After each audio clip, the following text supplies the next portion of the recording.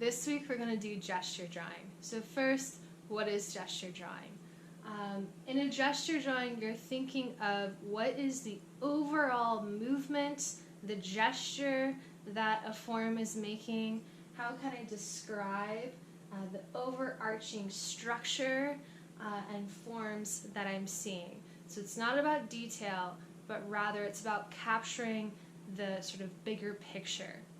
You can also think about it like a writer's outline. So if you want to write an essay, you'll likely begin with an outline where you're just putting down your ideas, thinking of the overall form and what you want to say, and the big structures. In an outline, you're not going to start to get into super specific language or super particular sentences because you're first thinking of the big ideas. So gesture drawing, you can think of that in the same way. It's going for the big ideas and describing the overall form. Now, this is a really great method for drawing because it allows us to get in that basic structure, sort of place everything, and then you can come back to that and you can start to do things like measure the form, check your angles even further, and you can start to edit and refine. But there's not the pressure to start to, or to try to capture something perfectly right away. Rather, kind of like how we've been working throughout the semester, you're starting with the big general ideas, and then this is something that you can start to become more and more specific with and start to edit down. So it's a really important sort of way of working and thinking for drawing. Now, you can use either pencil or your Vine charcoal or even pen if you want to, but we're going to hold our drawing utensils in a really specific way for gesture drawing this week. So most of you probably hold your pencil like this. So you've been taught to hold a pencil like this to write, right? And as you're writing, a lot of it's happening from muscles in here. It might also be happening from the wrist. And that's going to be, that way, holding your pencil that way, or your drawing utensil, whatever you're drawing with, is going to make you more apt to making smaller lines and focusing on tinier details. So instead, what we're going to do is hold our pencils like this. And we're going to focus on drawing big lines. So you can see I've done that as I'm drawing in these hands. I'm going for the big idea, drawing the big planes, okay? And you're going to focus on those big lines, and you're going to be drawing from the shoulder, so that makes you more apt to drawing those bigger movements. And same thing with the Vine charcoal. If you're using the Vine charcoal this week, don't hold it like this, hold it like this. Get those big shapes in there, okay? Another thing, so you're thinking of, you want to think of what's making this form look the way that it does. And this is an approach for drawing anything, but if we're thinking about the hands, we can think about the bones inside of our hands, right? That's making it look the way it does on the outside. And you can describe that in a gesture drawing. So if I position my hand in an interesting way and I start to draw it, I can first start to think of that bone that's inside of my arm. Then I'm going to describe the wrist. So I'm looking at my wrist and I'm thinking, if I drew a line to describe that, what angle would that be? Then you can go and describe a line for the angle of the knuckles, okay? And then the next set of knuckles. Now this is going to layer over, that's totally fine. I can also think of, I can sort of draw, imagine lines through space. So if I drew a line wrapping around the ends of my fingers, what would that look like? So it's sort of making a sweeping motion like that. I can go back down over here and I can think of my thumb, the bones inside my thumb, the knuckles. And I want to describe that general movement of those bones. So I can get that line in there, a knuckle here. Again, I'm thinking, imagining the line of those bones and what that movement is and trying to capture that, okay?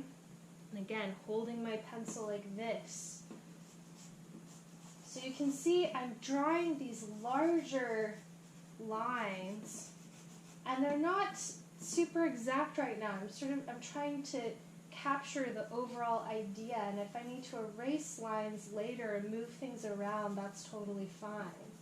But you want to go for that big idea in these drawings, not try to make these little tiny lines to describe the form. So think of it also as you're having your pencil sort of trace these big shapes along the hand. Okay? So kind of like that. And obviously that's something that could be refined quite a bit, but you're kind of placing down the big idea so you can come back to that later and edit it. And that's also how we're going to approach our portraits. So you want to get all the big ideas, major planes in there, and then you can start to think about detail and slowly layer that in. And one last thing, one thing you want to avoid, so you can see I was making these big shapes, big lines working from my shoulder. Avoid trying to do this, these little tiny lines. You're working like this instead. And I broke my pencil. Alright guys, so have fun, and of course always feel free to reach out if you have any questions.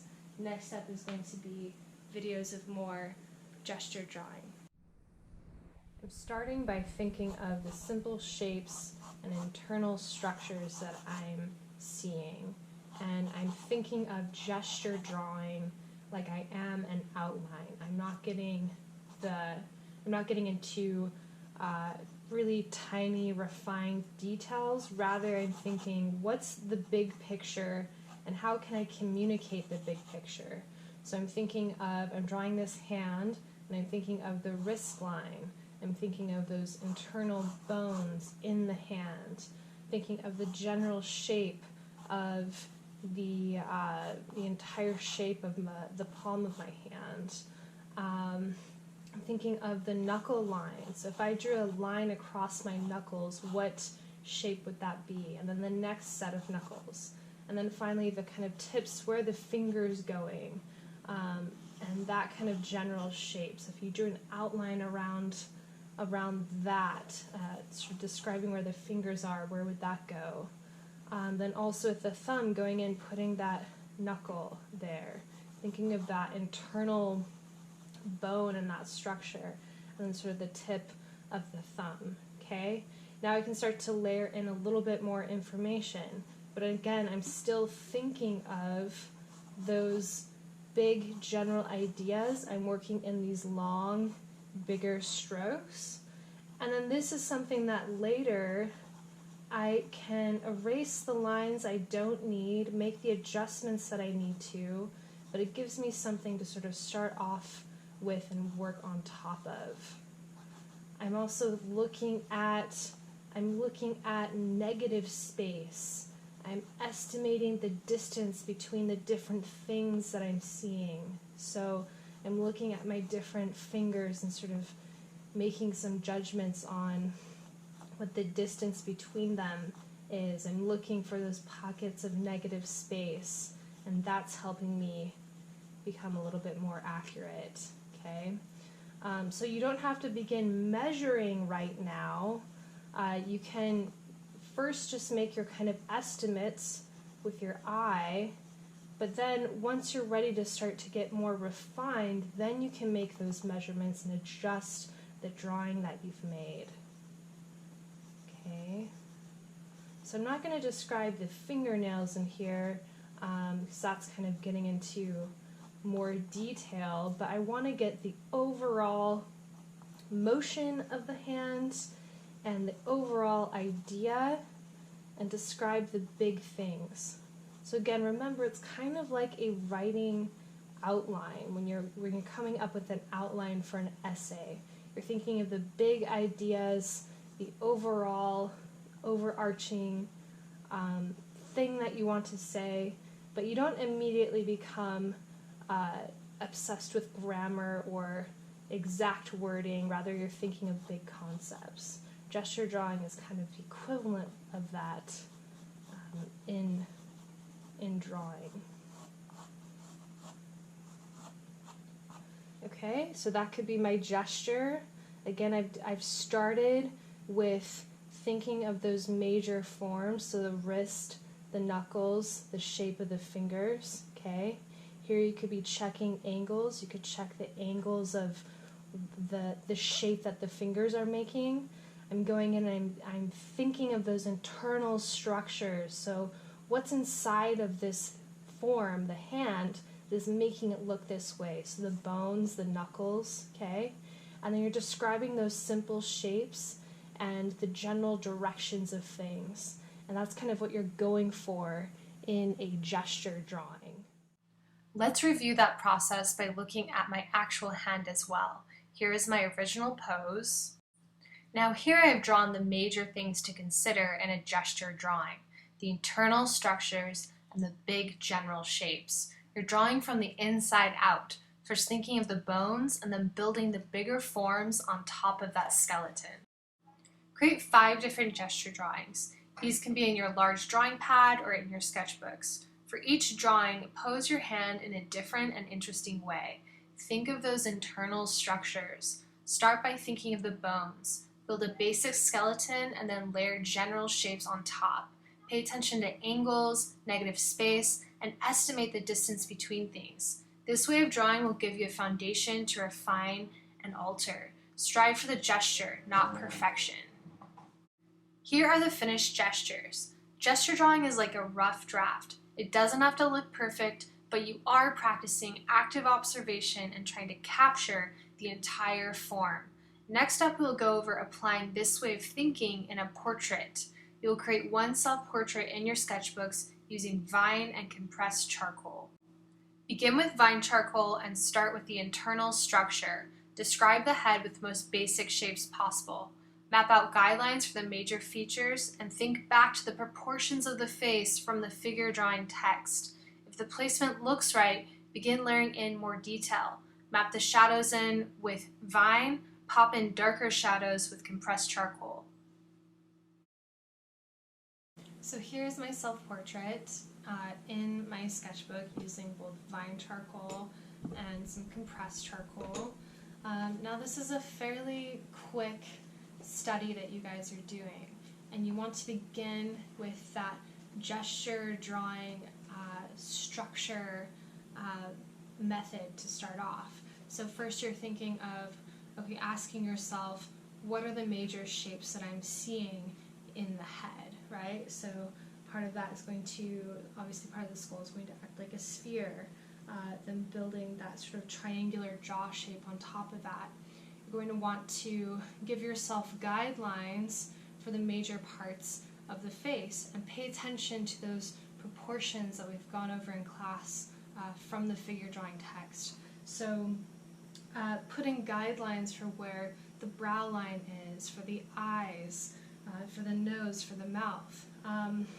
One major thing that a lot of people struggle with when they first draw portraits is putting the eyes way too high up on the forehead.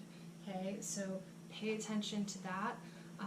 Actually, the eyes can be about halfway down on the head, and sometimes we don't quite realize that because the hair might obstruct part of the sort of headline, but that's a good measure to sort of keep in your brain and to be checking, okay? So you're going to start with that really structural method, and then you can start to layer in your shadows as I do in the time lapse. And if everything is looking like it's in the right place, you can check your measurements and check what things line up with each other. Then you can start to layer in a bit more detail. You don't have to get super detailed here, but I want to see the big structures. You're thinking of the big structures, that you're thinking of the big proportions, and that you're paying attention to the shapes that you're seeing.